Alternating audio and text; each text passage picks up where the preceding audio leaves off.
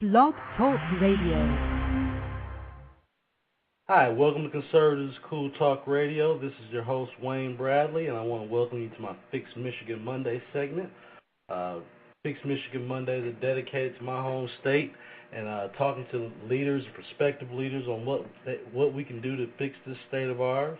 The unemployment rate is one of the highest in the country, if not the highest, and we need a new sense of leadership at all the different positions throughout the country, throughout the state.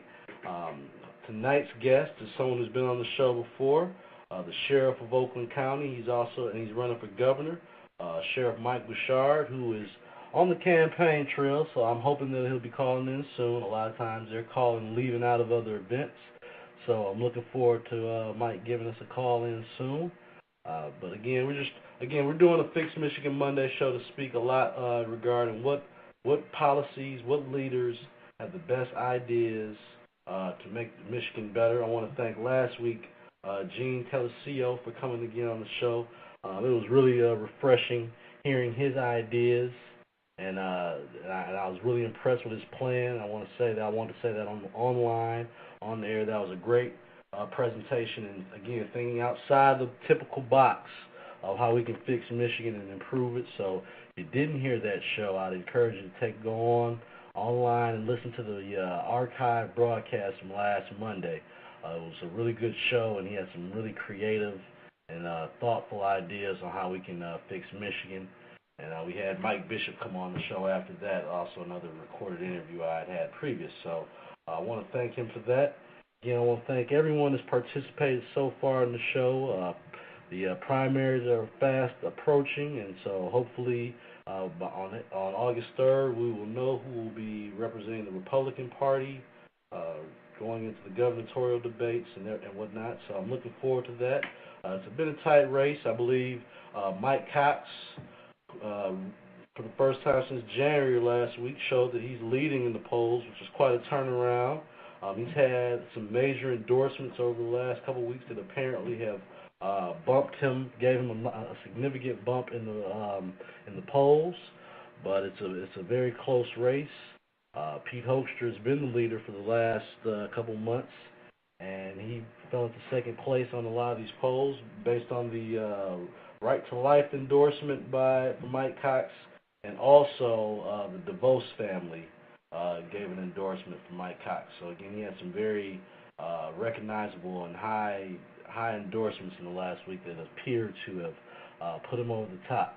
Hopefully we can get Mike Cox to come on the show. He's been the only gubernatorial candidate that has not, and Tom George, who I know we can get on the show. We just have to get our schedules together. Hopefully maybe we can have him on the next week or so to talk about his vision and how we can improve the state of Michigan. So again, I'm waiting on Mike Bouchard to call in.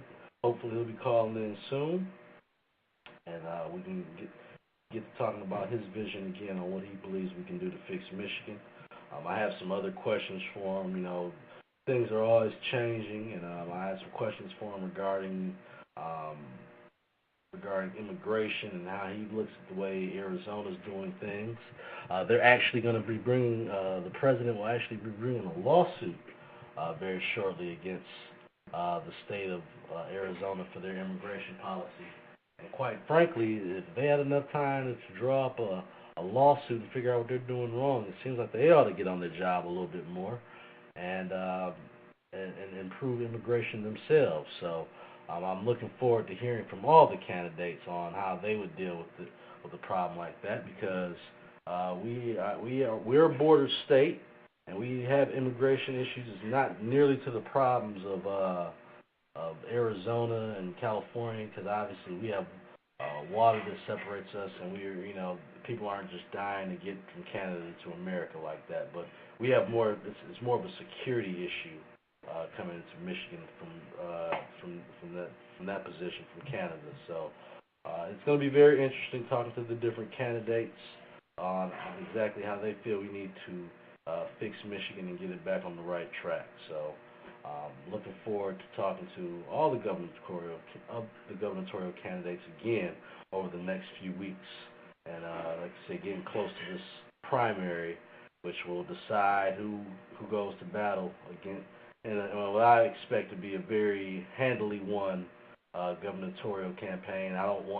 Obviously, I wouldn't want any of the candidates to have that attitude because that would, that kind of cockiness could get them in trouble on the campaign trail. But honestly, I just don't see either one of the Democratic candidates being very strong against any of our candidates.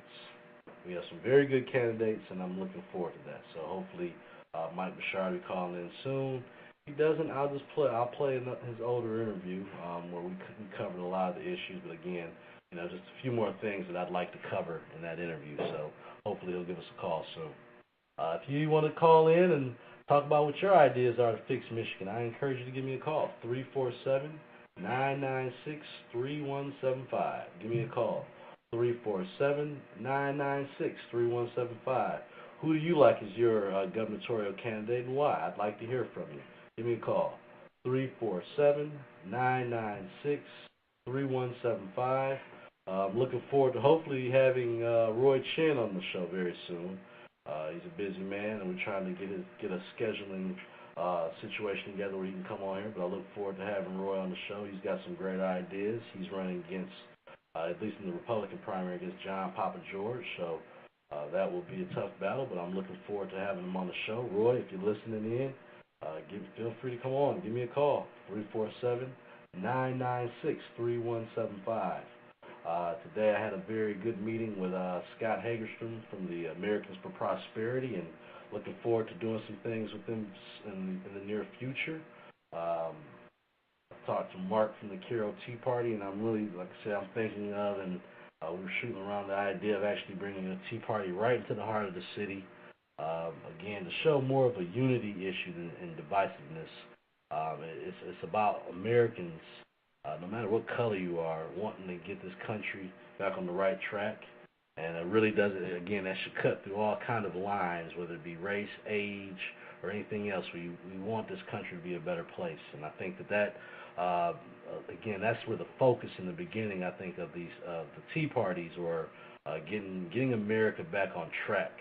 It was not a political party affiliation. I just believe that most Tea Party individuals have a more conservative way of looking at government. They want it smaller, not larger, so that they can tend to talk to, listen to a conservative agenda quicker than they can most of the liberals and big spending Democrats that we currently have in the White House, in Congress, Senate, and also down to our local government. So that I believe that's why the Tea Parties have gravitated towards the Republican Party in that sense, because, quite frankly, the agendas of Democrats just don't coincide with what the Tea Party wants, which is obviously smaller government, less government intrusion into our lives, which, again, most Democrats seem to believe that we need that one way or another. So, it's like I said, it's an unfortunate situation, but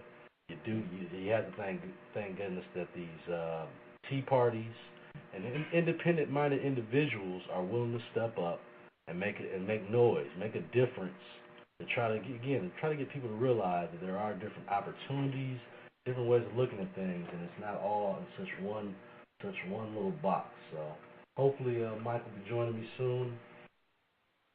I'm going to check the emails here, make sure there's no changes here, but they should be on very shortly. Again, if I don't hear from him soon, I will just go ahead and play a previous interview from Mike Bouchard that I recorded maybe a month ago or so. So if you haven't heard the previous interview, this was the conversation we had about a month ago when we were talking about the issues of fixing Michigan. I think the one thing that's most interesting about Mike Bouchard is that he has, if you look at just a resume of work that he has a very distinguished background, and I would also say that based on his experience, he has a body of work that state legislative experience that's very good for the governor position, and from that standpoint, he has a solid background, and again, he's third now in the polls, but it's been a very tight race. just has, again, the message has to get out, and I'm very interested to hear how he feels about his vision for also improving the city of Detroit. Pete Hoekstra's done a good job of getting out and spreading that message. I'd really be interested to hear from him, and also from the rest of the candidates. Rick Snyder, he's had some very interesting ideas also. All of them, again, interesting ideas, different dialogue that you have to put out there to make people think about these things. So,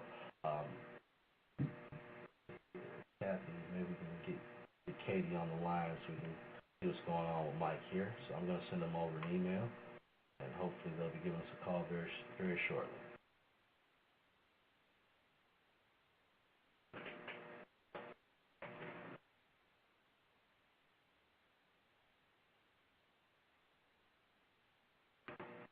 I believe Mike was at a meet and greet out in Midland this evening, so I don't know if they might be running over.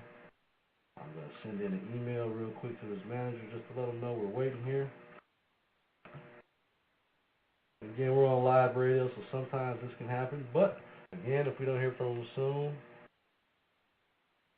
I'll play the recorded interview that I recently did with Mike Bouchard.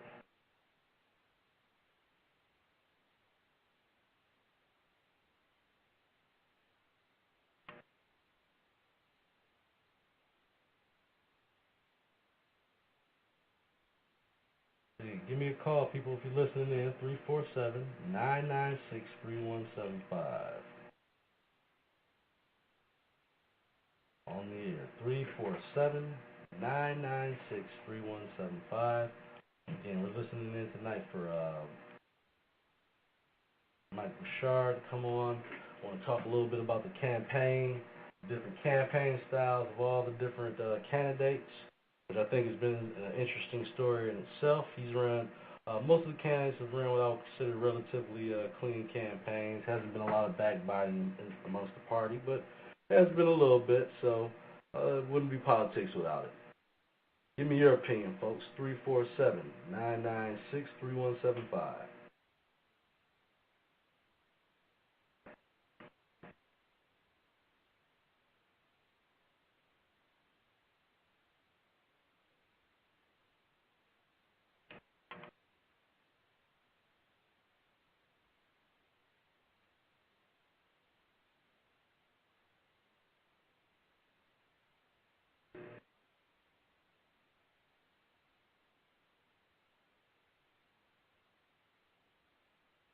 All right. Well, maybe there's a scheduling conflict here, so what I'm going to do is I'm going to go ahead and play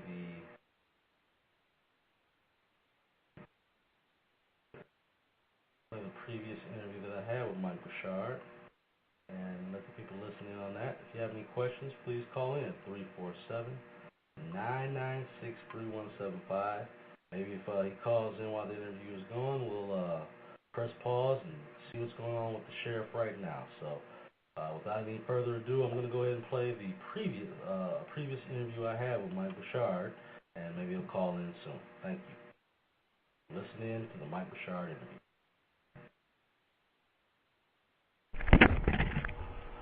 Thank you for today for listening to Conservatives Cool Talk Radio, and we're doing the Fix Michigan Monday show, and I have a great guest with me today. He's a candidate for governor in the state of Michigan, and he's right now currently the sheriff of Oakland County, Mike Bouchard. How are you doing today, sir? I'm doing great. How are you? Doing great. We're talking a lot on the show about how we can fix Michigan. And me doing my research on you, obviously running for governor, I would like to hear exactly what you think what you can do to fix Michigan. And if you could, just starting off, could you give us a little background about yourself? A lot of people know you, but for those who might not, could you just give us some background information about yourself? Sure. Well, I'll go back a little bit. I was a police officer for 12 years and simultaneously owned and operated 3 small businesses. So I signed the front of checks and the back of checks. And then simultaneous to that, typical type A, I was also on a council while I was a police officer and owned businesses, and then ultimately council president, which is like being the mayor. And as a result of all that, I saw that a lot of what I was dealing with in my small business and as a police officer was related to politics, so I ran for the legislature. I served 8 years in the Senate as a leader in the Senate, and a lot of the issues that we're facing now, I was very much a part of as a leader in the Senate in the 90s when we had to fix these very similar problems. Right. In 99, I felt that we had dealt with a lot of those issues. We had $1 billion cash in the bank.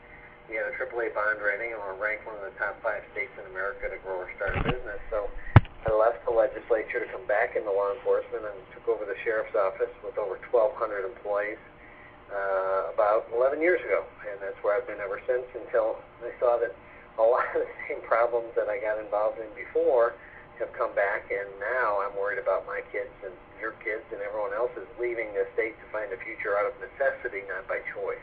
Right. Yeah, I think that's the situation. Like you said, people are starting to leave this state. How much does that frustrate you, knowing that when you left, things were in good shape, and now, like you said, 10 years later, you look at it and we're in such a big hole that we're in now? Oh, it's very frustrating. I mean, we had set things into the right path, and obviously you have to constantly readjust and reassess where you are, and had they done that in a systemic, structural way, we wouldn't be in the situation we are today. So you have to confront problems head on. You have to sometimes be willing to be unpopular, make tough decisions without regard to the next election, but with only focus on the next generation, and that's what needs to be done now. What would be like the first thing that you would do if you were elected governor? What would be some of the changes that you would make immediately? Well, I think you have to immediately freeze all non-essential spending. You also freeze all pending regulation. The two biggest impediments to job growth is taxation and regulation, and spending concurrently. You know, we're spending more than we have in the state government and a lot of government levels, and we're taking more money than people still currently have. We've gone from the top 20th wealthiest states per capita in America in the last 9 years to the bottom 10. So our taxpayers, our bosses, if you will, have less money to pay. We can't expect to spend the same amount because they don't have the same amount. So that's the reality. So you've got to freeze spending and non-essential spending, and then begin to immediately go after structural systemic change that can put us in a position to draw business here and to allow business already here, equally if not more important, to grow. That will allow the economy to grow here again. You know, government doesn't create one job, but what it creates is an environment where private entrepreneurs create the jobs. The only jobs government creates is when they hire people, and the only way they can hire people is take money from somebody else. Right. Would you what would you do with the Michigan business tax? Is that something that you would try to get rid of, or how would you work with that? Yeah, that was a mess. That's got to go. Again, it's because of a flawed focus. Their whole focus was we need to spend the same amount next year we spent last year, and so that was the focus when they recreated the tax structure, which became the MBT, the Michigan business tax, was spending the same amount, not being competitive. Right. Every business is in competition. Hamburger places compete against the neighborhood hamburger shop. Governments compete against other governments. So until we make our tax and regulatory structure in the state of Michigan competitive with Indiana, Illinois, Ohio, Alabama, all of the other states and countries, and realize that we're competing head-to-head against them, then we're not going to change our economic growth. Right. Would you...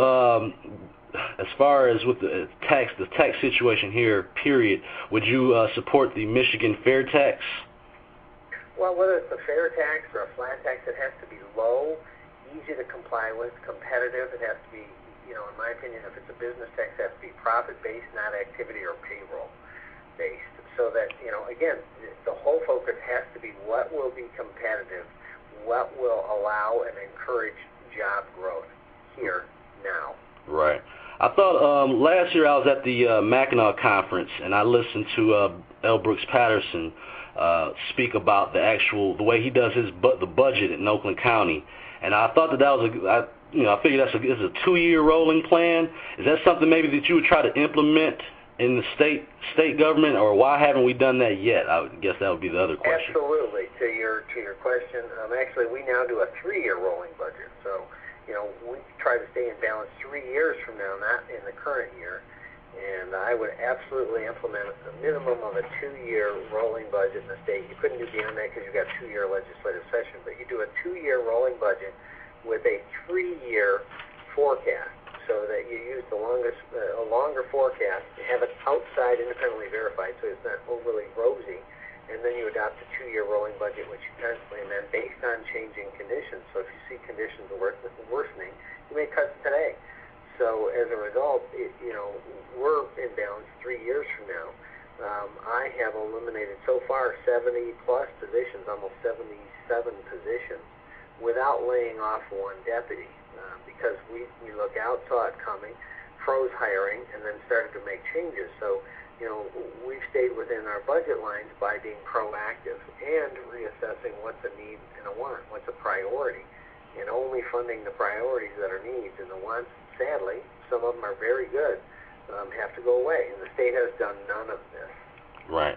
I've done a lot of research on you, and I read a quote that Mike Bishop said that he realized that you're all about business, and you even said that you didn't have an issue with maybe even being a one-term governor if it meant you had to get the job done correctly. I think that's almost the attitude we need nowadays of our leaders. Do you think that in the current situation as far as jobs, how much are the unions affecting new jobs in Michigan?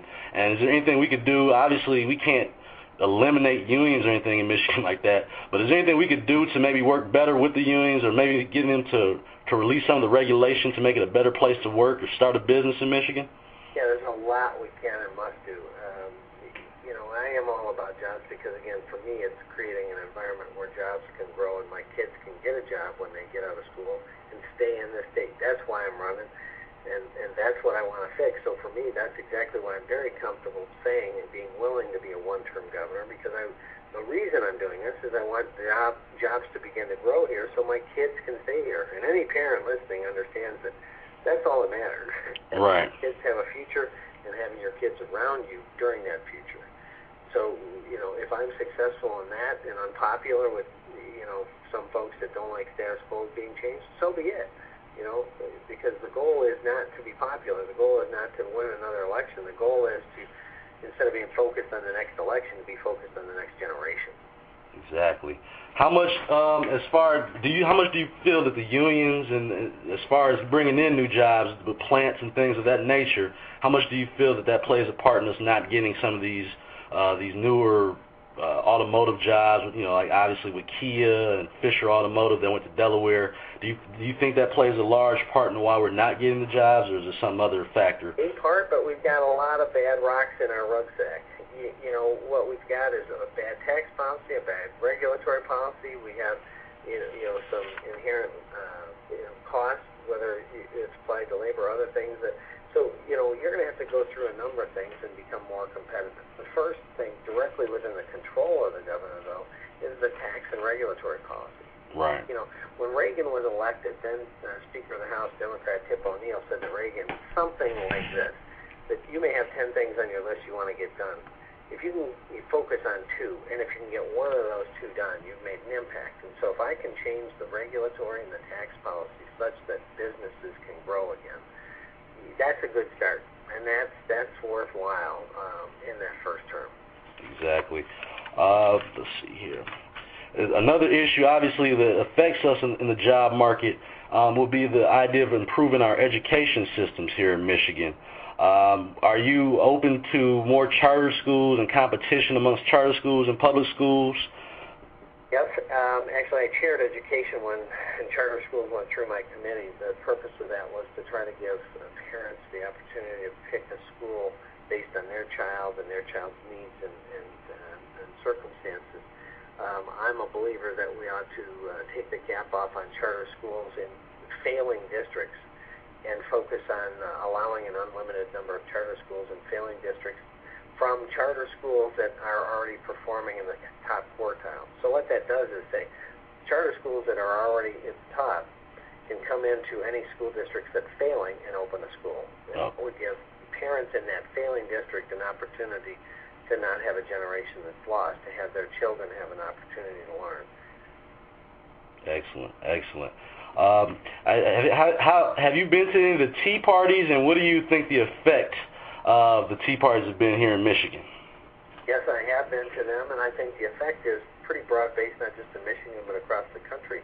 By and large, when you talk to people there, the vast majority have never been involved in anything political, but they're concerned, they're angry, they're anxious about the future of the state and about the future of the country with incredible wasteful spending with TARP and bailouts and stimulus and super tax and bridge to nowhere and all the just crazy spending in Washington and Lansing. They look at that and they're worried about their kids and grandkids' future being mortgaged away. And the other point is this: I don't care if you're a Republican or Democrat. If you're voting for those things, the TARPs and the super taxes and the bailouts and all of the $1 trillion of debt that are being heaped on my future grandkids, right, you need to go home. I don't care if you're Republican or Democrat. That is unacceptable. And there's been people on both sides that have been very active in mortgaging our kids and our grandkids' future, and it's got to stop. Do you support the current Attorney General's position on filing a lawsuit for the health care bill and trying to fight it from that standpoint, or do you think that that right now that might not be effective and probably needs to be fought through congressional debate? Well, I think you take any avenue. I mean, some of the things I've read is that it may not be successful, but that doesn't mean you don't try it. I would support the litigation. I would also support the opt-out provisions that's being circulated among the states to give people that opportunity and choice. I would also support, as governor, I will be a big advocate and a user of the 10th Amendment and use other tools within my toolbox and at my fingertips. I will use everything I can to make sure that the federal government isn't sending more and more unfunded mandates onto the backs of Michigan and its taxpayers. Just that health care is expected to cost between $450 and another $600 million to the state of Michigan when we're already $2 billion out of balance. Right. Where are we supposed to get that money is the question. And it's supposed to be like a balloon payment or something like that we would be required to pay to the federal government. So where are we supposed to get that money from? Money we don't have. We have to cut, not add to the spending. That's the thought process that's making this state and the country broke. And you did sign. I think I saw it on Facebook. You did sign that health care petition that's been floating around too, right? I did. All right. Yeah. That's good. I think we have some good candidates. I think everyone on the Republican side has signed that petition except one person, but we won't mention names. I think that you've been running a very positive campaign. Some of the opponents haven't. What do you think about that? And how do you feel about that when you see sometimes people are making personal attacks? I think it's unwarranted. I think it's sad, and I think it's desperate. I don't think any personal attacks should be in the public square. I think you focus on the issues. And I take this like a job interview. If I walk into a job interview, I don't say who else is in the running and start berating them. The point of this is that you've got to, I think, explain very clearly why you think you're the right person, have the right skills and credentials to do the job, and let people make a decision based on that. Not, geez, my opponent in kindergarten, didn't pass reading. The personal attacks don't go to the relevance of your ability to get the job done. So that's what I'm focused on. This is all about creating jobs in the state and an environment where jobs are created. I wish everybody would stay to that focus and that tact, and that's where, I think the people want us to be. That's what their concerns are. And I think they get angry when they see, some of these politicians throwing mud in an effort to bolster themselves. That's not what they're looking for. They're looking for solutions. I totally agree. More than anything, that kind of turns people off to the whole debate when you start seeing things getting personal. If in one statement, what will be the difference? We have, as far as GOP candidates, you have some good candidates. What will be the defining differences between you and the other candidates? Pretty much everything that the next governor will have to do in January of 2011, I've done. All of these issues. I chaired education for 3 years when we reformed education. I chaired transportation appropriations when we started to rebuild our roads. I was the vice chair of mental health and human services. So when we reformed welfare, I was in the middle of that. Pretty much everything you can talk about that we need to address now, I had done before in the early 90s. So for me, it's kind of been there, done that. Secondly, the current governor's even admitted more than once that one of her biggest challenges and frankly failings is that she wasn't a legislator. I was a legislative leader for 8 years. So I understand the process. I understand how important it is to get 56 votes and 20 in the Senate, and that's what I did. As a leader in the Senate, I was one of the ones that helped get the votes to get the agenda to reform welfare, to cut taxes, to make us business friendly. So I know how to move that process, and if you can't move the process, you don't get a bill to sign, and as governor, you're going to be useless. So you really need to know what to do, which I do. You'd have to know how to do it, which I'm the only one that was a leader when it worked. And last, you have to be willing to do it, and that's what I talked about, being willing to be a one-term governor. And I'm the only one that's run a very large government organization successfully within budgets for over a decade. No one else has done that. So, in essence, I've sat in the seat of what exactly the governor will need to do: run a large government, know how to move legislation, and get an agenda done. And I'm the only one that's done all that. And so, the question to the voters will be: do you want somebody that's done it? It's like if you're going to go in and have heart surgery, you want somebody that's done it? Right. People are out walking around and they're healthy, or do you want somebody that said, I read the book and I got a plan? Right, exactly. You also have a great running mate. I spoke with Terry Lynn Land last week. She was on the show. What made you decide to run with Terry, and give us a little background on that? Well, Terry has been somebody I've known and appreciated and respected for a long time. She, as you know, was running for governor before I got in the race. When I got in, she came to the conclusion that I had the best experience to be the next governor, so she dropped out and endorsed me, which I greatly appreciated. We started spending more time together campaigning, and the more time we spent together, the more I thought it made total sense to ask her to be my running mate, because not only is she a great campaigner and somebody that I enjoy in the campaign trail and helps a lot, given the respect that the state has for her and the job she's done as Secretary of State, but more importantly and equally challenging ahead from the campaign is governing. And she can pivot immediately from campaigning with me to governing with me. So she can be a partner immediately as we begin to do the tough undertaking of changing the direction of the state by fixing Lansing so we can get Michigan back to work. You guys do sound like you have the most pound for pound experience. Is definitely on your side. Where's your next location, and how's it been on the campaign trail? Where are you going to next, and how's it been on the campaign trail? Well, it's been great. We're going all over the state. Tonight I'm going to the far southwest corner of the state to give a speech and meet more people, answer their questions. If I can't answer any question somebody throws at me, then I shouldn't be governor. And I'm willing to do that in an open, free-flowing format or forum. I've done it a number of times, and I'm going to continue to do it. And I think it's going great. We feel very comfortable with where we are and how we get to not only the finish line in August in the primary, but in November in the general, and then equally important, transitioning into how to fix the problems in Lansing. Excellent. Well, I tell you what, it sounds like you have a great plan. Can you give your website address and any information for people listening so if they want to go and check your website out, support you, or become a volunteer, they know where to go? Absolutely. Bouchard, Bouchard, 4FORgovernor.com. Bouchard4governor.com. Excellent. Well, thank you so much, Sheriff Bouchard, for coming on the show. I appreciate you coming on. Good luck with the campaign. I'll be reaching out to you soon, because I think I want to bring all the GOP candidates closer to the Detroit area to do a debate and to maybe again introduce you guys more in that area. So I really do appreciate you coming on the show. My pleasure. Thanks for having me. All right. Have a good day. God bless you. Thank you so much. Bye-bye. Bye.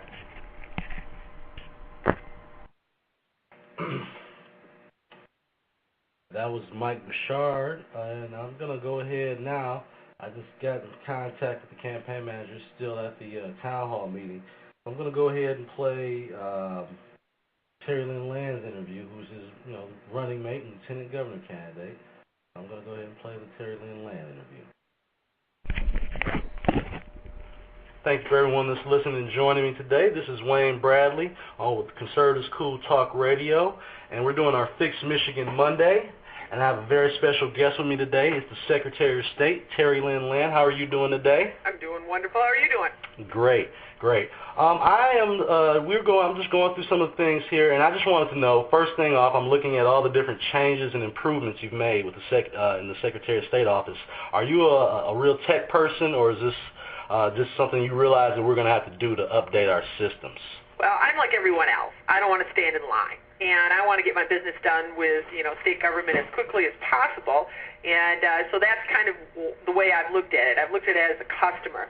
And then also I've looked at it from our employee standpoint, and what kind of paperwork do they have to do on their end. And as we all know around the department, I like to make things simple and easy and eliminate the paper, and that's what we've tried to do. And technology has moved so quickly that's allowed us to do a few things. Like, for example, you now can get your tabs online. Right. Very simple to do at michigan.gov/SOS. And then we've also brought it out to the branch offices with our new self-service stations, which work very quickly. You basically put your credit card in, scan your renewal notice, and it prints out a tab.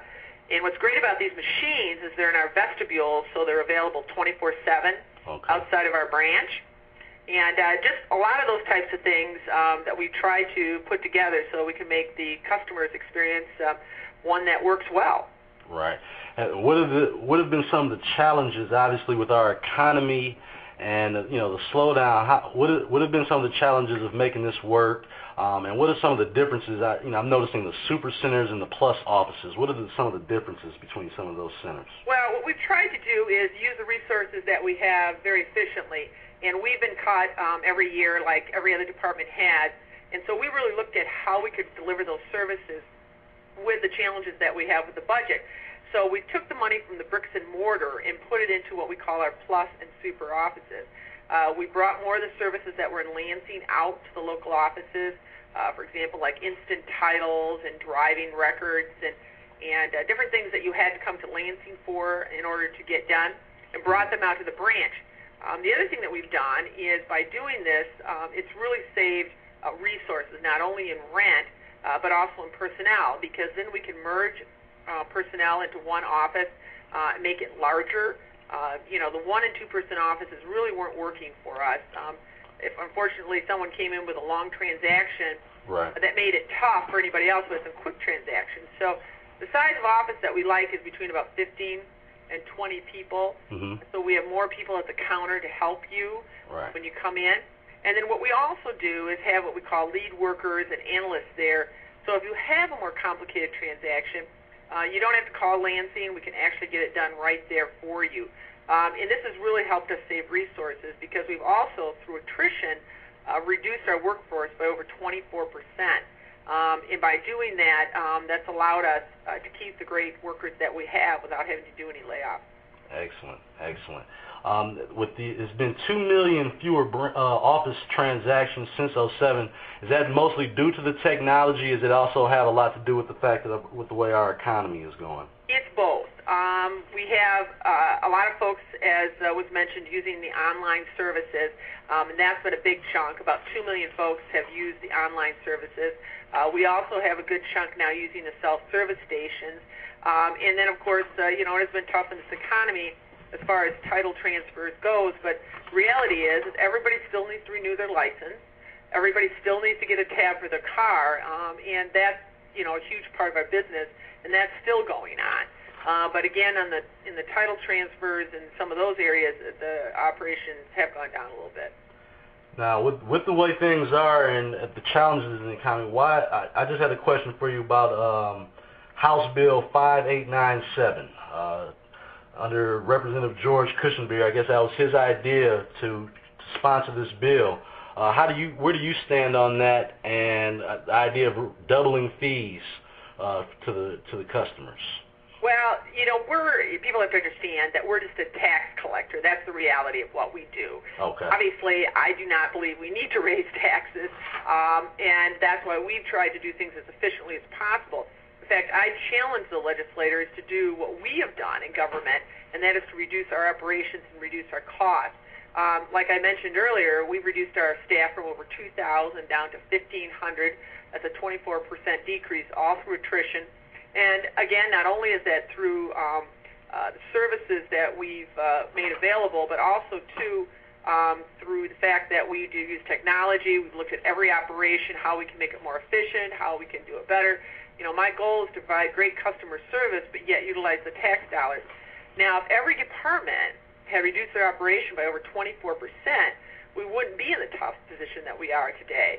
And we really need to get the other departments to do that. So my challenge to the legislature and to the governor in their operation is to do that first before you go out and raise fees. Okay, all right. Seems like a reasonable idea instead of passing it on to all the consumers, to make more money, I guess. Right. In these tough times, people can't afford it. I mean, I'm at the counter all the time, and I see folks that come in, and it's tough. It's tough for them. I mean, they're just having a hard time paying their plate fees, and they need to do that in order to drive to work. And we don't need to make it harder for our folks out there. We need to make it better for them. Right. You proposed an idea of our driver's license being used as serving as a passport, and because of our obviously being close to Canada. Has that plan been implemented yet? Yes, it has. Right now, you can get what's called an enhanced driver's license, and that will allow you to go to Canada, the Caribbean, and Mexico in order that you don't need to have a passport. And the cost for ours is a lot less than a passport. And the reality is a lot of folks will never need a passport, right. And they just, want to go to Canada or Mexico or the Caribbean. People don't realize, but the traffic that goes across that bridge and tunnel in Detroit and the Sioux, I mean, that's $1 billion of trade a week that we have with Canada. A lot of people think, China or some other country is our biggest trading partner, but the reality is it's Canada. And we need to keep that traffic moving and keep those trucks going across. So this new enhanced driver's license allows you to do that because now you cannot just use your regular driver's license anymore. You either have to have the enhanced driver's license, and of course that's citizens only, or a passport to go across the border. How long does it usually take to get your the enhanced driver's license back? It's between 2 to 3 weeks, and it's usually a little less than that we can get it to you. We do have to make some checks, of course, because this is for citizens only. So we have to verify citizenship and verify residency in Michigan. And then we work together, of course, with Homeland Security and make sure they do their checks too. And then we get it back to you in the mail. Okay, all right. Going on to voter registration, if you're a Michigan resident and you want to see if you're registered or not, where should they go? And would it also tell them what district they're in when they're voting? We have a great website that allows folks to not only find out where they're registered to vote, but also gives them information on where their polling place is. It gives them information on what's going to be on the ballot. It gives information on how the system works and all the dates that you need to know. So it's our website at michigan.gov/SOS. Just go online and check the box that deals with elections, and all that information comes forward. And then it has a guide where you can literally put in your name, and it will actually pull up where you're registered and what your polling place is and all the information that'll be on your ballot. So again, that's michigan.gov/SOS. All right. And you're also pushing hard for campaign finance reform. Could you explain more about the real-time reporting system for campaign finance contributions? One of the things that we want to do with technology, it really allows us to have information, right there at your fingertips. And the transparency that we promote, not only in elections but also with our budget and our resources, which are online too. You can go online and see every check that we wrote. We also want to do that in elections, and you can do that now. So what we're basically saying is to have a real-time system, which is kind of like electronic checkbook register, which would available immediately. So basically, when you get $100 from Joe Smith, before you can put it in the bank and use that, you'd have to post it online so everyone could see that. And so then people would know exactly who you're getting the money from in real time. Because what's happened in the past, unfortunately, is that some people file the reports late and then you never see the money until after the campaign. Well, this way we'd know right away. For example, if yard signs went up and billboards went up, but yet there was no posting of money, you could go after them right away instead of waiting until after the campaign if they haven't filed the report. Okay, great. And what kind of technology are we putting in place to prevent some of the cases with voter fraud that maybe some other states have had as far as dead people voting and that kind of thing? I actually had someone email me about how come downtown is the address in downtown where there's just so many people's address, but these people aren't either alive. What are we doing to help improve and obviously curb voter fraud here in Michigan? One of the things that we've been doing for a long time is we merged the voter file with the driver's license file. And basically, they're one now. So we have that check. We also work very closely with community health and make sure that if somebody has died and that has a death certificate, that we check our list.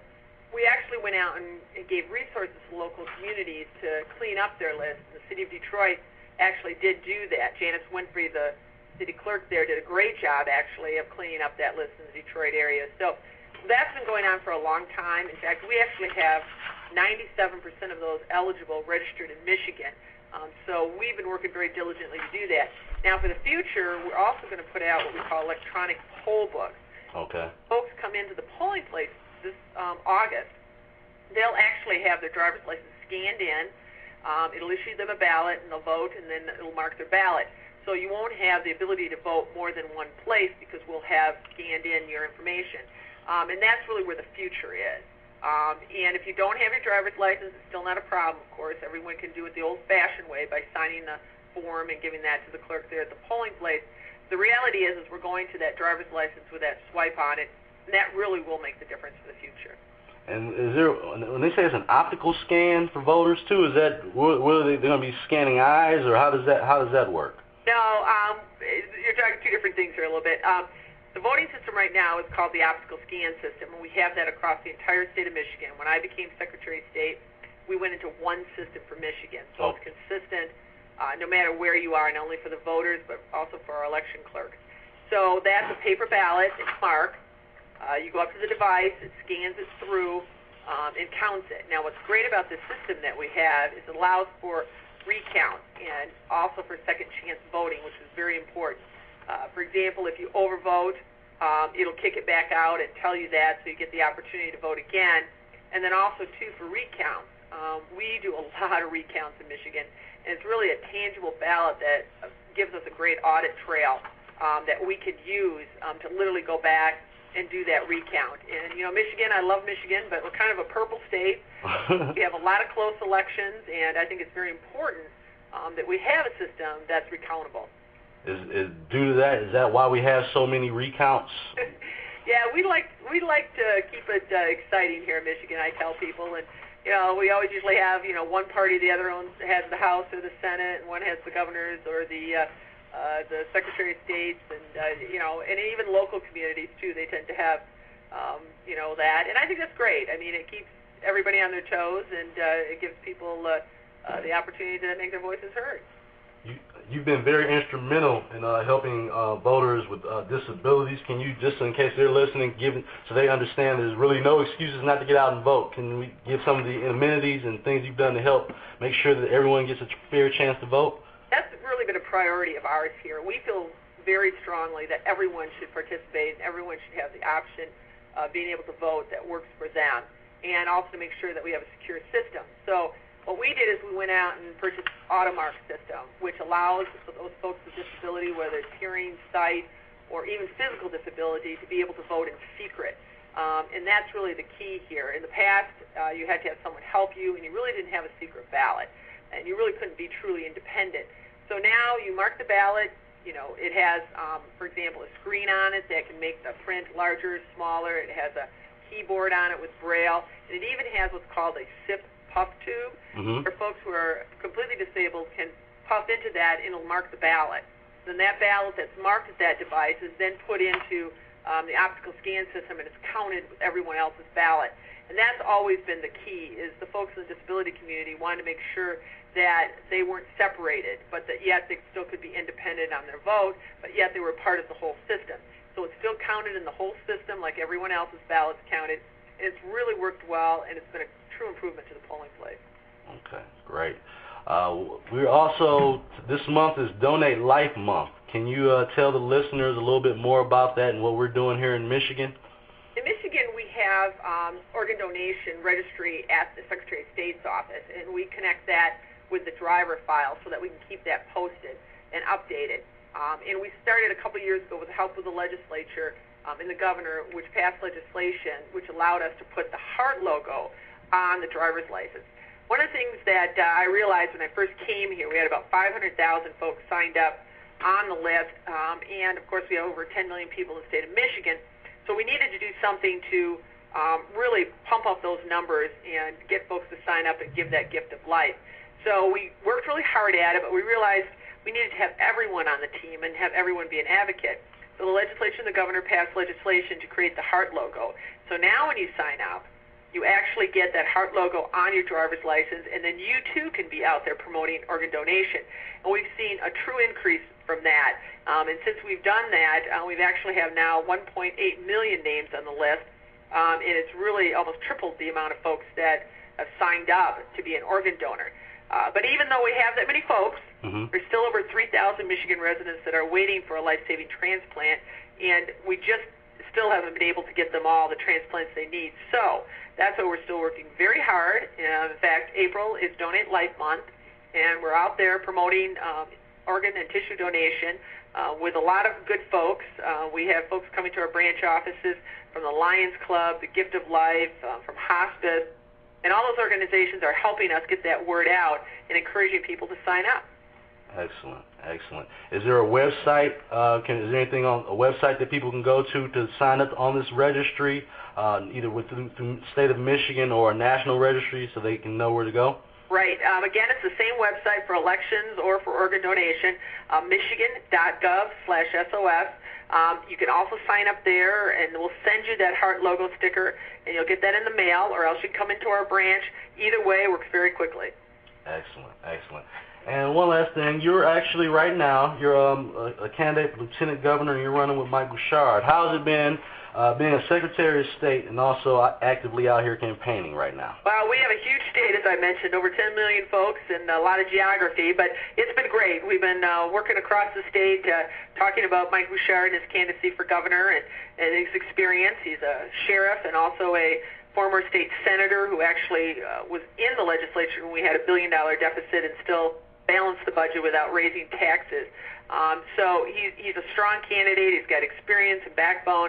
And make those tough decisions that we need to make here in Michigan. So right now we're on the path of gathering signatures and getting those together because, of course, the filing deadline's coming up in May. Okay. And we're just out there working hard, asking for the vote. Excellent, excellent. Well, good luck in that race. I'm sure plenty of people have asked you, did you ever consider running for governor yourself? I had someone shoot me a couple emails on that. Was that something you ever considered? Yeah, I did look at it a little bit. I did that last year, and the reality was that it was a little crowded out there. And my heart is just to fix Michigan and get folks back to work, and that's really what I wanted to do. And I saw a lot of folks. There were good candidates out there, and finally I decided that Mike Bouchard was a great guy. He had the experience and the backbone and could make tough decisions, and I realized that he would be a great candidate for governor coming from the voter-rich Oakland area, and I'm from the west side of the state, which made it a little tough to get the votes that are needed. So I decided to get out of the race and support Mike Bouchard for governor. Excellent, excellent. Sounds good. Did you enjoy this weekend with this Michigan weather? Oh, it was wonderful. I had my family over for dinner at our house and had a little Easter egg hunt with the little kids. It's always great, and we had a wonderful weekend. Excellent, excellent.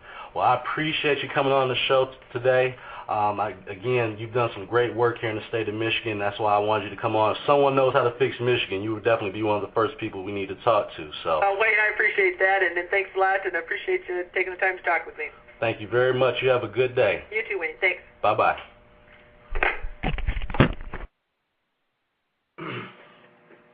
So that was the Lieutenant Governor candidate and current Secretary of State, Terry Lynn Land. Again, I want to thank both of them for coming on the show previously. I told the campaign manager that Mike didn't have to call in tonight. He was just leaving out of a meeting. We're going to take another show and have him come on, and like I say, he can speak fully on all his issues. He wouldn't be rushed off the show this evening. If you heard those interviews and you want to add anything to it or give your opinions on those great candidates, give me a call at 347-996-3175. I'll be going off the air very shortly. We're looking, hopefully in the next month or two, we're looking at moving to an AM format for the show. So we'll be, God's blessings. We'll figure out a way and to get to the AM dial and be able to deliver this message a little more clearly and to a lot more folks. I'm looking forward to that challenge. Again, we don't do it without you, the people, the listeners, helping out. I don't have sponsors, so the only people that do sponsor me and help support me are either my friends, family, and my listeners. And if you're interested in helping out in any kind of way, you can always go to conservativescool.com and click on the donate page, and you can read more about what we do to try to, again, support conservative values, promoting them and also putting them in areas where they're seldomly promoted. So we're trying to do some things differently. We're trying to make change, and you got to start from the ground up, and that's what we're doing here. So if you get a chance, go to the website, conservativescool.com. And if it's on your heart to donate, feel free to. But if you're there just to check out the website, feel free to go on there, look at the polls, look at all the different information. It's updated daily. So it's a good site to get your information from, a good site to, again, find out what's going on politically. We have the comic review where you can go and click on some funny skits and videos. So everything's, you have both sides of it there. So I'm about to go off the air now. The call-in number, I'm going to give you another minute here, is 347-996-3175. Let me know who you think your favorite candidate is for governor and why. I'd be interested to hearing that. So I'm going to do a special show, hopefully, very soon, where I have all the different interviews, and we're going to post them one night and let people call in. Let people call in and tell me who's their favorite candidate. Give me a call, 347-996-3175. 347-996-3175.